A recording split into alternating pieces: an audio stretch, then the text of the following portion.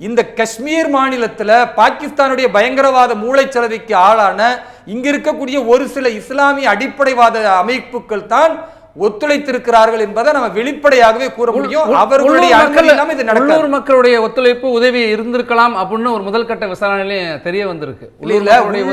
மக்கள் என்று சொல்லி நம்ம மக்களை குற்றவாளிகளாக ஆக்க முடியல. ஒரு சிலர் நீங்க குறிப்பிட்ட உள்ளூர் மக்கள்னே அந்த வார்த்தையை நம்ம பிரயோகிக்க கூடாது.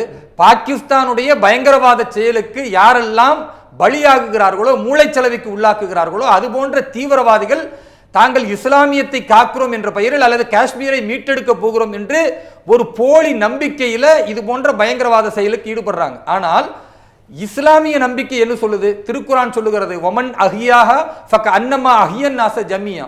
ஒரு மனிதனை நீங்கள் வாழ வைத்தால் அது ஒட்டுமொத்த மனித குலத்தை வாழ வைத்ததற்கு சமம். ஒரு அப்பாவியை நீங்கள் கொலை செய்தால் ஒட்டுமொத்த மனித குலத்தை கொண்ட கொலை செய்ததற்கு சமம்.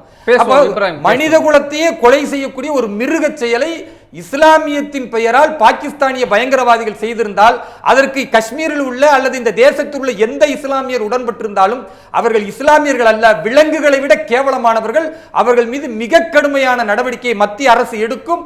அது பயங்கரவாதத்தை தூண்டுகிற பாரதத்தில் உள்ள எல்லோருக்கும் ஒரு சம்மட்டி அடியாக இருக்கும் என்று நான் நிச்சயமாக பதிவு செய்கிறேன்.